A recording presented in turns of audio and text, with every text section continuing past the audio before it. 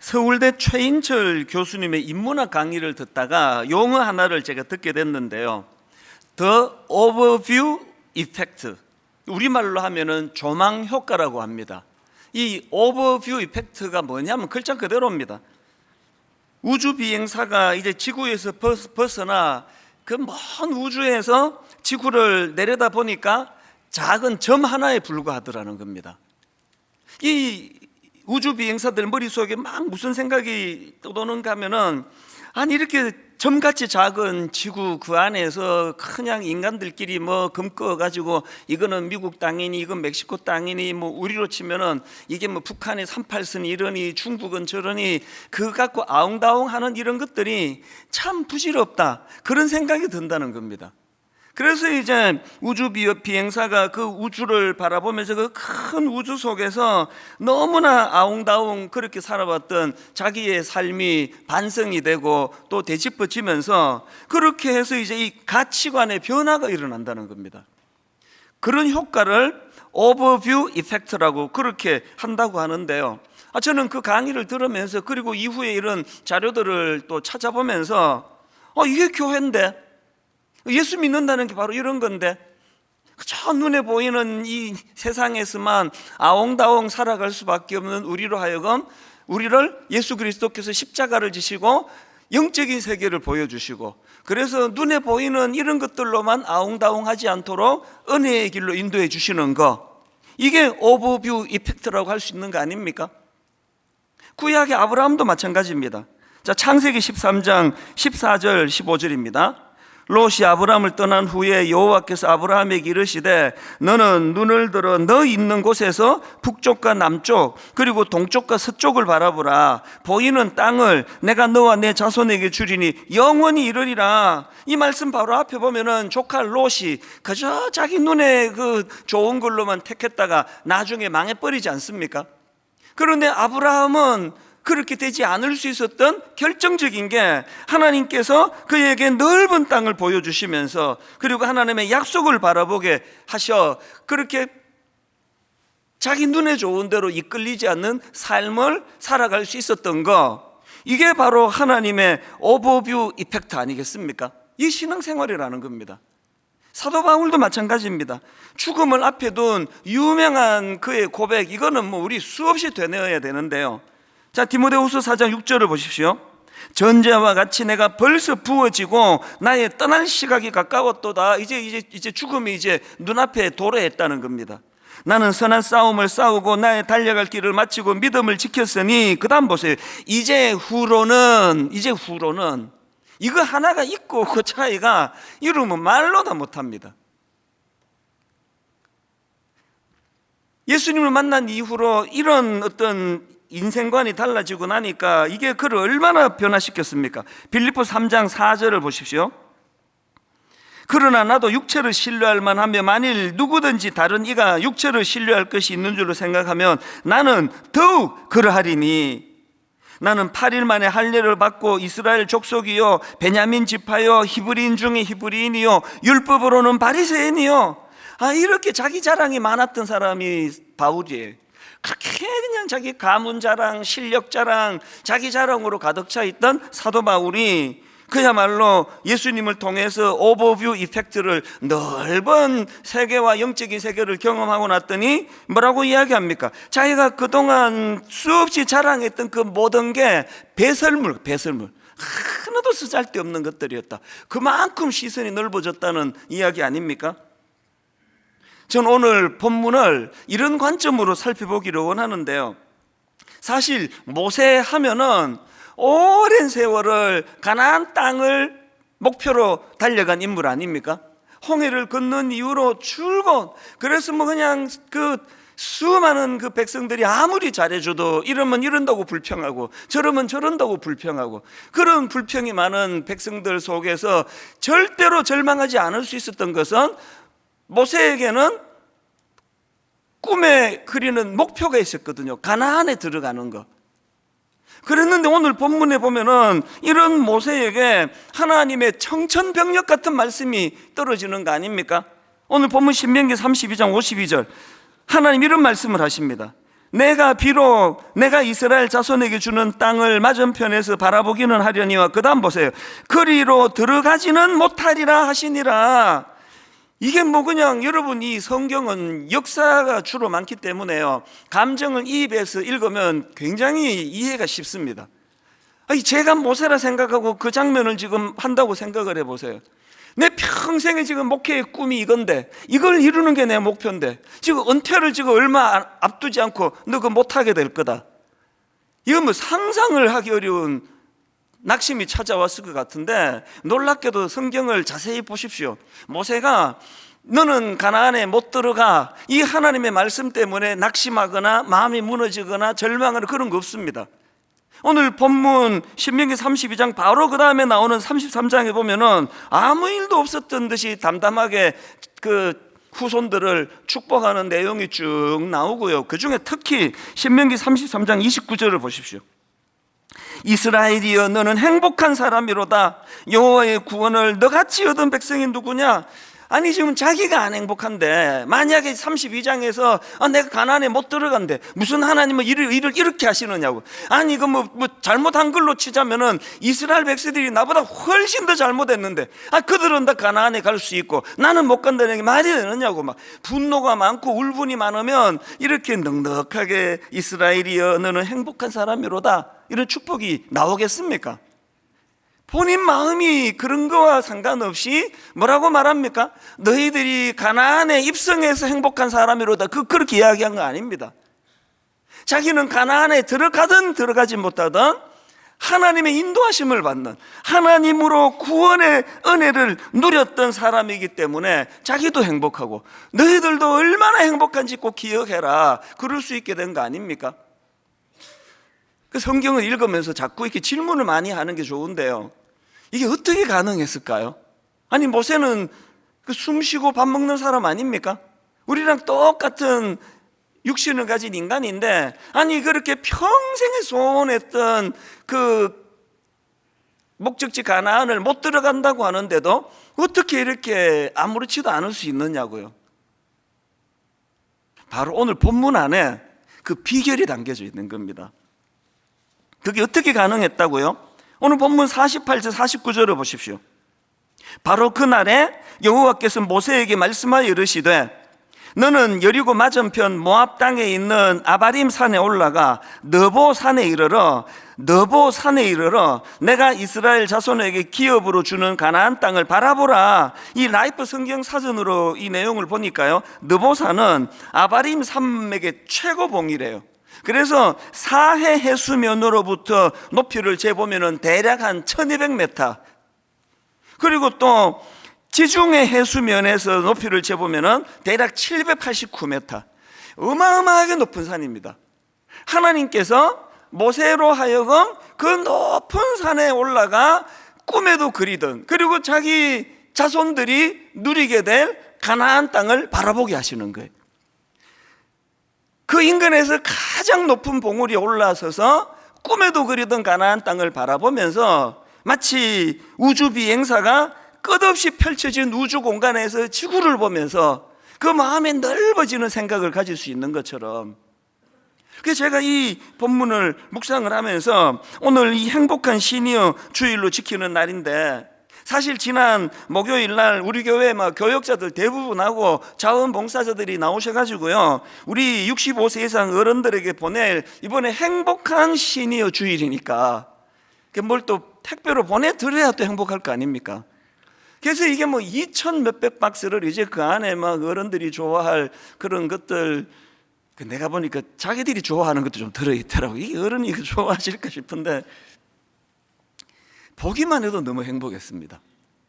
그러면서 내내 제 마음에 무슨 소원이 생기는가 하면은, 하나님 이렇게 택배 박스를 받아서 행복하시기도 하겠지만 오늘 말씀을 통해서 치유가 필요하고 위로가 필요합니다. 왜 그렇습니까? 인생이요, 모세와 똑같습니다. 내가 가나안을 목표로 한다고 다 가나안에 갈 수 있는 거 아닙니다. 중간에 자꾸 꺾여요. 나이가 들어가실수록, 연세가 드실수록 생각지도 못했던 암이 찾아와, 생각지도 못했던 이런 복병을 만나. 그래서 마치 세상적인 눈으로 보면은 모세와 같이 목표로 한 가나안에 들어가지 못하고 도중에 그냥 끝나버리는 것 같은 실패감을 느끼기 쉬운 게 이게 인생인데, 그런 눈으로만 보지 말라는 하나님의 말씀을 제가 전하고 싶은 겁니다. 오늘 여러분, 이런 어려움을 겪고 저런 아픈 일을 겪는다 할 때에 저와 여러분 모두를 우리 하나님께서 영적으로 느보산으로 인도해 주시기를 바랍니다. 넓은 곳에서 하나님의 큰 시각을 가지고 내 인생을 조명해 볼 때 여기에 하나님의 큰 뜻이 있으신 거지, 이것이 내 인생을 실패라고 말할 수 없다, 이런 확신을 가질 필요가 있다는 겁니다. 저는 연세 되신 어르신들한테 늘 드리는 말씀이 있습니다. 나이가 들어갈수록 가장 위험한 게 자기 연민이다. 자기 연민, 잘못된 자기 연민, 이거랑 싸우셔야 돼요. 방치하면 안 됩니다. 최근에도 제가 유진 피터슨이 쓴 너희 보물이 있는 곳에, 이게 시편을 이제 사색하고 묵상한 그런 내용인데요, 거기 보니까 표현 하나가 눈에 확 들어오는 겁니다. 자기 연민이라는 세균. 너무 와닿아가지고요, 사실은 원래 오늘 설교 제목을 자기 연민이라는 세균 이렇게 잡으려고 했는데, 뭐 설교 제목에 막 세균도 들어가고 그래가지고 기분이 안 좋아서 이제 제목을 바꿨습니다만, 여전히 저는 이 의미가 너무 중요한 것 같습니다. 여러분, 왜 유진 피터슨이라는 저자는 자기 연민을 세균이라고 그랬을까요? 왜 그랬을까요? 코로나19라는 바이러스가 지금 우리 모든 사람들의 그 심령을 갉아먹는 것처럼 자기 연민이 바로 그 세균과 같은 존재라는 겁니다. 어떤 경우라도 여러분이 자기 연민, 요즘에 제가 자꾸 이제 그런 거를 느낍니다. 경험합니다. 막 40대 막 달려가고 막 이렇게 할 때는요, 막 저는 타이프 속도도 진짜 빨랐습니다. 오타가 없었는데 요즘에는 치고 나면 오타가 생겨요. 우리 여기 누님들한테 죄송합니다. 아이고, 저 나이에 벌써 이러실 것 같은데, 그리고 뭐 계속 까먹고 이런 일이 자꾸 이제 전에 없던 일이 일어나니까 자꾸 자기 연민이 생겨요. 아이고, 이제 기후는가 보다. 이게 진짜 이제 이렇게 이제 정리를 해야 되는 건가? 은퇴할 때가 다가오나? 이런 것들이 저를 위축시킬 때 이거를 방치하면 안 된다는 거. 이게 자기 연민이라는 세균이라는 겁니다. 생각을 바꾸기라는 거죠. 오타 나면 고치면 되지, 1초만 하면 되는데 자꾸 까먹으면 메모하면 되지. 오늘 예배 가운데 인생의 후반전을 달리시는 모든 성도님들 내면에 자기 연민은 곤란하다, 이 잘못된 자기 연민, 자기를 불쌍히 여기는 마음, 이런 것들은 하나님이 나를 불쌍하게 여기시는 거지, 나는 그 하나님의 연민을 받는, 나는 자부심, 긍지를 가진 하나님의 사람이다. 모세에게서 배워야 되는 게 바로 이런 점이라는 겁니다. 사람들은 그 말하기 쉬워가지고요, 모세가 그 범죄해가지고 가나안 땅에 못 들어갔다, 그런 이야기들을 툭툭 내뱉는데, 또 사실은 또 그 말도 맞습니다. 하나님이 그렇게 말씀하시니까요. 오늘 본문 51절에도 보니까 이는 너희가 신 광야 가데스의 머리밭 물가에서 이스라엘 자손 중 내게 범죄하여 내 거룩함을 이스라엘 자손 중에서 나타내지 아니한 까닭이라. 이거 보면은 모세가 범죄해서 가나안에 갈 수 없다고 하나님 말씀하셨네요. 그러나 이거를 너무 많이 의미를 부여하면 안 된다는 겁니다. 이게 모세가 실패했다, 모세는 범죄해서 그 중간에 실패한 인생이다, 이렇게 하시면 안 된다는 거예요. 이거는요, 이 말씀은 이 원칙에 관한 말씀입니다. 이제 이렇게 설명하면은 아마 이해가 쉬울 텐데요, 제가 유난히 아끼는 우리 부교역자 중에도 참 성숙한 교역자가 있잖아요. 그런데 어쩌다 그 교역자가 하면은 안 되는 어떤 실수를 하면요, 공개적으로 모든 교역자 앞에서 엄청 제가 화를 내면서 혼을 내요. 그거는 이제 너는 이런 짓을 했으니까 이제 나랑 관계 끝났어, 이제 난 너 내칠 거야, 이제 꺼져, 뭐 이런 뜻이 아니에요. 아니 이렇게 성숙한 교역자도 이런 실수를 하는 거 보면은 우리 모든 교역자들에게 이것을 경고해야 되겠다. 그래서 이제 그 이름을 들어서 네가 이런 실수를 하면 되겠느냐고 제가 그렇게 야단을 치는 거는 그 사람만을 두고 한 게 아니라 모든 우리 교역자들이 그거를 듣고 조심하라고. 그래서 제가 막 이름을 거론하면서 야단치고 그러면요, 그 사람은 막 어떨 때는 싱글벙글 그래요. 목사님 나 진짜 사랑하나 보네. 그리고 어떨 때는 와가지고 고맙다 그래요. 그 교역자가 확신이 뭡니까? 비록 내가 이 부분은 내가 실수해가지고 목사님한테 공개적으로 지적을 받고 있지만 이게 그 목사님이 나를 버리신 게 아니라는 확신이 있으니까 상처를 안 받는 거예요. 본문의 모세가 바로 그런 상황이라는 그 이야기입니다.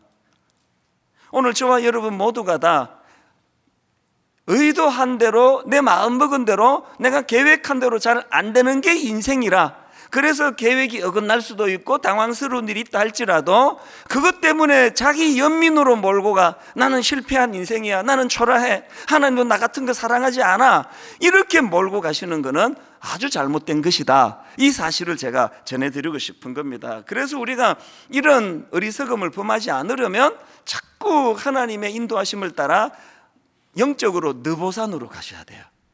더 넓은 곳에 1층에서 바라보는 세상은 그냥 아웅다웅 인간들 요 앞에 것만 보이지 않은데 20층 30층 옥상에 가서 세상을 내려다보면은요, 내 시각이 얼마나 좁은 것인가 알게 되는 겁니다. 저와 여러분 모두가 다 늘 기도하고 묵상하는 가운데 영적인 느보산으로 이끄심을 받게 되시기를 바랍니다. 이렇게 넓은 시선으로 느보산을 바라보게 되면 두 가지 균형, 이 성숙 있는 두 가지 균형을 얻게 되는데요, 첫 번째가 뭐냐, 자기 존재와 그 역할의 한계를 인식하게 된다는 겁니다. 이게 얼마나 중요한 일입니까? 데이빗 브룩스라는 분이 쓴 책 중에서요, 인간의 품격이라는 제목의 책이 있는데요, 제가 그 책에서 참 영어 표현이 너무나 단순한데 확 와닿는 표현이 있었습니다. Big me, little me. 큰 존재로서 자기를 인식하는 사람이 있고 작은 존재로서 자기를 인식하는 사람이 있다는데요, 그 책에서 설명하는 게 뭐냐 하니까 오늘 우리 시대는 Big me, 자기 자신을 막 한없이 부풀리고 과장하고 막 부풀려서 그렇게 선전하고 드러내는 그런 시대라는 겁니다. 그래서 저자가 말하기를 그 SNS 같은 것들을 통해 가지고 막 타인의 시선을 끌고 인정을 받기 위해 가지고 끊임없이 자기를 과장하고 부풀리는 그야말로 빅미의 시대를 우리가 살고 있다. 그렇기 때문에 이런 시대를 살아가는 우리는 겸손과 지혜로 대변되는 리틀미, 나 자신을 그렇게 부풀리지 않는 작은 존재로서의 자기를 자꾸 드러내고 놓치면 안 된다. 그 책에서 제가 문장 하나가 참 흥미로웠는데 이런 문장이 있습니다. 인간은 모두 뒤틀린 목재 같은 존재이다. 옛날에 그 집지으려고 가다 보면은 나무가 뒤틀려 버리면 얘는 뭐 석가래도 못 세우고 기둥도 못 세웁니다. 이 뒤틀려 버린 목재, 인간이 바로 뒤틀린 목재 같은 인간이라는, 이게 목사님이 쓴 책이 아니고요, 뉴욕 타임즈 칼럼니스트가 쓴 책입니다. 알고 봤더니 이 표현은요, 유명한 철학자 칸트가 한 말이더라고요. 칸트가 이런 말을 했습니다. 인간이라는 뒤틀린 목재에서 고든 것이라고는 그 어떤 것도 만들 수 없다. 저자가 뭘 주장하느냐, 우리 인간은 이렇게 스스로의 약점을 늘 인식하고 그 약점을 극복하기 위해서 몸부림치는 과정에서 인격이 형성되어 가는 것이다. 저는 가끔씩 막 이 목회가 힘들거나 또 어떤 오해를 받아가지고 막 공개적으로 수모를 당하거나 또 반대로 그저 목회가 너무 잘 돼서 제 마음에서 꿈틀꿈틀 내가 목회를 뭐 좀 하긴 하네, 이런 생각이 들 때 저는 바다 생각을 해요. 바닷가를 가고 싶어 합니다. 오늘 여기 1층에 예배 드리시는 우리 저랑 비슷한 세대나 우리 그 형님 누님들 세대는 우린 바다를 되게 좋아하잖아요. 겨울 바다 이러면 늘 막 기차 타서 이제 바다 가고 이러기를 원하는데, 저는 그런 차원이 아니고 저를 돌아보기를 원할 때 저는 바다를 찾습니다. 무엇에서 감동을 받는지 아십니까? 이 바다가요, 파도도 갈 때마다 색깔이 다 달라요. 어떨 때는 잠잠한 파도가 칠 때가 있고, 바람이 불 때는 아주 크게 성난 파도라 그러잖아요. 근데 제가 그 바다를 갈 때마다 파도를 보면서 감동을 받는 게 뭔지 아십니까? 아무리 잠잠하게 파도가 치던, 성난 파도라는 이름처럼 격하게 파도를 치던, 딱 하나님이 검거준 데까지만 와요. 성난다고 저까지 가고 그런 거 없습니다. 딱 그 시간에 그까지 옵니다. 이거를 넘어서는 게 그게 쓰나미 아닙니까? 여러분, 쓰나미 인생으로 사시고 싶진 않으시잖아요. 쓰나미 인생으로 살고 싶지 않다면 우리 모두가 다 하나님이 검거준 데까지, 나는 가나안을 목표로 했지만 하나님께서 너 여기까지 다 검거 주시면 토달지 않고 거기에 순종할 수 있는 인생, 이게 리틀미, 작은 자로서의 나 자신을 인식하는 존재라는 겁니다. 그래서 저는 종종 우리 후배 목사님들에게 이런 말을 합니다. 자기 존재나 자기가 하는 일에 너무 큰 의미를 부여하는 그게 전부 다 타락이다. 그거. 교회가 좀 커졌다고 여기에 엄청 의미를 부여해서 분당 우리 교회가 한국교회를 대표하는 교회다, 이게 타락된 소리예요. 내가 이게 30몇 명으로 이만큼 교회를 키워서 내가 이런 한국교회에 21세기 어쩌고 이런 목사다, 이 다 타락한 말이에요. 자기 자신에게 자기가 하는 일에 너무 큰 의미를 부여하는 이 모두가 다 타락해요. 성가대 같은 데서 테너가 나 없으면 망할 거야, 없어져 보세요, 망하는가. 자기에게 너무 많은 의미를 부여하는 이게 다 위험한 거예요. 그저 우리는 작은 자로서 하나님이 검거 주시는 대로 따지는 것도 없습니다. 왜 가나안에 안 보내주시느냐고 또 간청하고 빌고 그러지도 않아요. 그저 수용하고 그것을 받아들이고 용납하고. 이게 첫 번째 균형이라면, 두 번째 균형이 하나 더 있습니다. 첫 번째로만 그치면 이게 발전이 없고 성장이 없잖아요. 두 번째 균형이 뭐냐? 이렇게 자기 자신을 죄성을 가진 작은 자에 불과하다는 걸 인식하지만, 그러나 그 다음 두 번째, 그러나 하나님의 약속을 믿고 인생의 큰 그림을 그리는 사람이 되어야 한다는 겁니다. 앞에서 언급했던 아브라함, 유명한 창세기 12장 1절 2절 보면은 아브라함이 무엇을 근거로 발걸음을 옮긴지 딱 나오는 거 아닙니까? 자, 창세기 12장 1절 2절입니다. 여호와께서 아브라함에게 이르시되 너는 너의 고향과 친척과 아버지 집을 떠나 내가 너에게 보여줄 땅으로 가라. 그 다음 보세요. 누구가? 여호와 하나님이 내가 너로 큰 민족을 이루고 너에게 복을 주어 너의 이름을 창대하게 하리니 너는 복이 될지라. 아브라함이 나는 큰 자기 때문에 빅미, 나는 이 시대를 수많은 사람들이 믿음의 조상이 될 자격이 있기 때문에 내가 발걸음을 뗀다, 그거 아니에요. 나는 작은 자지만 하나님의 약속을 힘입어. 그래서 제가 이 말씀을 준비하다가 이 약속과 관련해서 너무나 제가 재밌기도 하고 진지하기도 하고 또 은혜를 받은 작은 일을 경험했는데요. 제가 옛날에 청소년 사역을 했지 않습니까?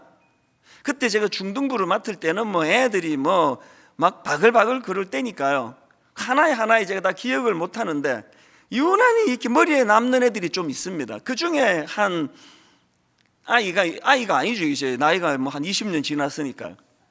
얘가 그 중학교 1학년 때부터 그렇게 저를 따르는 겁니다. 그리고 목사님 도와드려야 된다 그러면서 방송팀에 들어가서 예배 시간에 방송 장비도 돕고 늘 그렇게 저를 따르고 신뢰하는 그 학생인데요. 그 남학생이 중학교 1학년인데 이 남학생이 어느 날 저한테 오더니 이런 부탁을 하는 겁니다. 목사님, 저 결혼 주례하실 거죠? 해 주실 거죠? 그 14살짜리 애가 하니까 그냥 쉽게 대답하는 거죠. 언제 있을지 모르니까. 주례할게. 결혼이나 해라. 그러니까 얘가 되게 좋아하면서 그 다음 이게 보통 애가 아닙니다. 그 내가 주례를 해주겠다 그랬더니 노트를 갖고 왔어요. 여기 사인해 주세요. 나중에 약속 안 지키면 어떡하느냐는 거죠. 사인해 주세요. 그래서 제가 웃으면서 야, 내가 그래도 목사님인데 내가 한 약속을 내가 안 지키겠니? 걱정하지 마.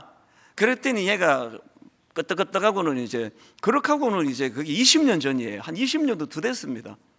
문제가 생긴 게 결혼은 안 되는 겁니다. 뭐가 문제냐? 불행하게도 얘가 지금 우리 교회 성도인데요. 왜 불행한가 하면은 남의 교회 같으면 룰이 다른데요.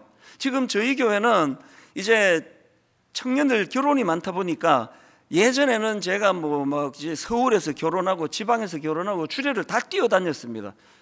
어느 토요일 날 주례를 3번 한 적도 있습니다. 그랬더니요, 당장에 그 다음 주일 예배에 지장이 되는 겁니다. 설교가 부실하고. 그래서 할 수 없이 룰을 정한 거 아닙니까? 너무 죄송하지만 담임 목사 결혼식 주례는 이 본당 안에서만 가능합니다. 그래서 딱 토요일 날 이제 주례를 최대한 2건씩만 이제 주례를 하는데, 이 친구가 뭐 코로나19 이런 것 때문에 그랬겠죠. 서울에서 결혼을 한다는 겁니다. 그래서 내가 너무 미안하지만 네가 우리 교회 성도가 아니면 또 다른데, 네가 우리 교회 성도기 때문에 누구는 주례해드리고 누구는 안 해드리면 안 되기 때문에 미안하지만 그 주례를 하기가 좀 어렵겠다 그랬더니 또 애가 또 착해요. 두 말 안 하고 알겠습니다, 이해가 됩니다. 그리고 정리가 됐습니다. 근데 이 결혼이 다가오니까 계속 마음이 쓰이네요. 그래서 그 엄마한테 내가 전화를 드려봐서 어떤가, 잘 돼가는가 했더니 아니나 다를까 그 엄마 하시는 말씀이, 애가 실망을 해가지고 중학교 때 그때 내 사인을 받았어야 되는데, 그 사인을 내가 받았어야 되는데 그런 얘기를 하고 있다 그래서 내가 너무 마음이 아파가지고 그 자리에서 약속했습니다. 이제 주례하겠습니다. 아마 이것 때문에 막 성도님한테 욕 좀 얻어먹고 또 상처받는 분이 생기면 내가 양해를 구하더라도 내 이 약속은 지켜야 되겠습니다. 그러고는 그 학생한테 전화를 해가지고 이제 주례를 하겠다고 그렇게 하고 약속을 하니까 얘가 좋아가지고 너무너무 기뻐하는 일이 있었는데요, 제가 그 일을 통해서 깨달은 게 뭡니까? 여러분, 저같이 이렇게 죄성을 가진 인간, 저같이 뒤틀린 목재 같은 초라한 인생도요, 이렇게 저를 믿고 저를 신뢰하며 우리 목사님은 약속한 거 지키는 분이라고 그렇게 저를 기대해 줄 때에 그 기대를 저버리지 않으려고 하는 게 인간이라면, 하물며 우리 하나님께서 아브라함을 통해, 모세를 통해, 바울을 통해 그분의 신실하심을 믿고 그분의 약속하심을 의지하여 달려가는 그 사람들에게, 그래서 제가 오늘 새벽에 말씀을 쭉 마무리하는데 너무너무 가슴이 벅찬 찬양이 막 맴돌아지는 겁니다. 주님 보좌 앞에 나아가 참된 안식과 기쁨 나 누리겠네. 경배하며 주의 얼굴 구할 때 신실하신 주님 찬양. 왜 안식과 기쁨이 넘치느냐? 바로 그 다음 가사예요. 신실하신 하나님, 신실하신 주, 나의 주 하나님은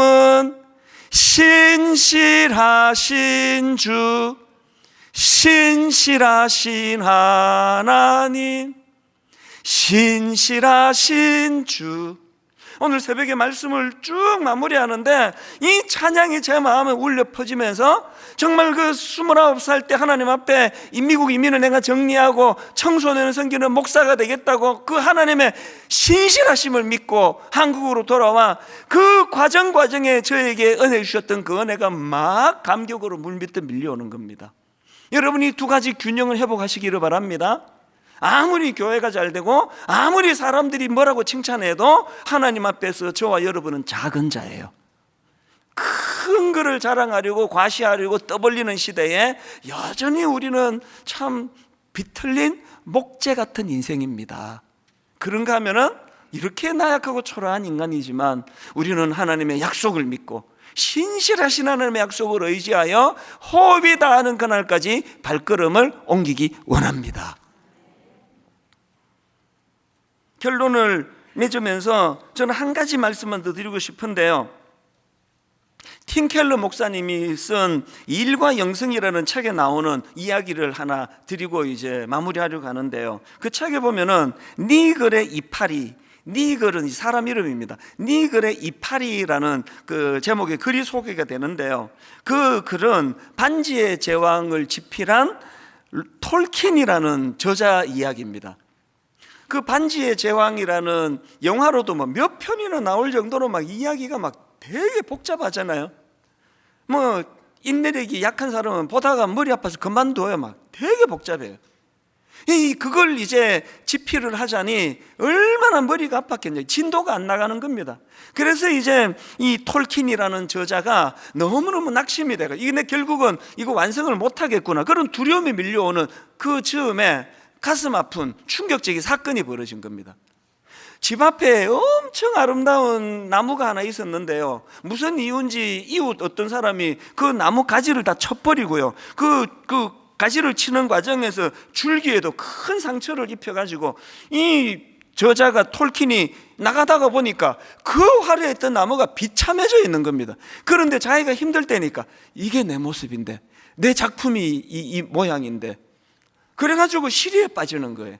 너무너무 시리에 빠져 있던 그 상황에서 이 톨킨이라는 저자가 영감을 받아가지고 쓴 게 그게 바로 니글의 이파리라는 단편 글이래요. 소설이래요. 이 니글의 이파리라는 이 글 내용, 이 니글은 그 주인공 화가 이름인데요, 이게 이중적인 뜻을 갖고 있어요. 니글이 이런 뜻입니다. 깨작거리거나 비능률적으로 일하거나 쓸데없이 시시콜콜 사소한 일에 시간을 낭비하다. 이게 니글이 니글. 자기 이야기인 거예요. 이 시리에 빠져있던 톨킨이라는 저자가 쓴 니글의 이파리가 어떤 내용인가 하면요, 이 니글이라는 화가가 그리고 싶은 그림이 하나 있었대요. 너무너무 아름다운 이파리를 중심으로 거기에 아름다운 나무가 그려지고, 그 나무를 중심으로 숲을 이루고, 그 숲 너머로 눈이 하얗게 뒤덮인 산을 그리는 이 꿈을 가지고 이제 작품을, 화가가 그림을 그리기 시작했는데, 이 이파리 그리는데 시간을 다 써버린 겁니다. 너무 이 이파리의 정성을 다 드리고, 그리고 또 마음이 또 착해가지고요, 그림 그리고 있는데 옆집 누가 도와달라 그러면 그거 다 분 내려놓고 그 일 다 도와주고 그러느라 세월을 다 보내버리고, 이파리 하나 딱 그렸는데 목숨이 다 된 거예요. 그래서 그 책에 보니까 너무 원통하고 너무 억울해가지고 엉엉 울면서 인생을 마칩니다. 그리고는 그 그림은요, 이제 그 동네 그 마을 박물관 구석진데 사람들 눈길도 못 받는 거기에 이제 던져졌는데, 누가 그 이파리 하나 그린 걸 보고 작품으로 보겠냐고. 실패한 인생 같죠? 근데 여러분, 이야기가 이렇게 끝나지 않습니다. 이제 소설이니까요, 그렇게 세상을 떠난 화가가 이제 하늘나라의 높은 산들로 가는 열차에 태워졌는데 두 소리가 들리는 거예요. 하나는 공의의 소리예요. 실패한 놈, 평생을 시간만 흘려 엉뚱한 데 시간을 보내버린 놈, 그렇게 막 책망을 하는 준엄한 목소리가 들리고, 그 목소리 건너편으로 이 니글을 편들어주는 말, 아니라고, 온 마을 사람들 다 도와주고 정성을 다하며 최선을 다해 살았다고, 그 두 목소리가 들리는 열차를 타고 그렇게 이제 이 니글이라는 사람이 하늘나라 가장자리쯤 이르렀을 때 저를 울컥하게 만든 장면이에요. 이파리 하나 딱 그리고 인생이 끝난 이 니글에게 우리식으로 제가 빗대어 설명할게요. 하나님께서 이 화가가 꿈꾸었던, 그러나 완성하지 못하고 끝낸 그 아름다운 작품이, 저는 이 글을 읽으면서 제 아버지 생각이 났습니다. 평생을 규모가 작은 교회에서 그러다가 교회를 사랑해서 금식 기도하다가 그만 돌아가셨기 때문에 교회로 치면 완성한 목회를 다 이루지 못하고 돌아가신 거 아닙니까? 그리고 제가 행복한 시니어 주일이니 여기 앉아 계시는 분들이겠죠? 수많은 우리 인생의 후반전을 달리고 있는 어른들이 생각이 나는 겁니다. 내 인생은 이파리 하나밖에 못 그렸는데, 나무는 시작도 못했는데 이렇게 끝나버렸는데, 아까 앞에서도 말씀드렸잖아요. 인생이 가나안의 목표로 달려간다고 해서 가나안에 다 가지는 게 아닙니다. 병을 만나고 이렇게 저렇게 가슴 아픈 일들을 통해 세상적인 눈으로 꺾여버린 것처럼 보여지는 그런 인생을 살아간다 할지라도, 영안을 열고 바라보면 하나님께서는 우리가 못다한 작품을 완성했다고 인정해 주신다는 사실이에요.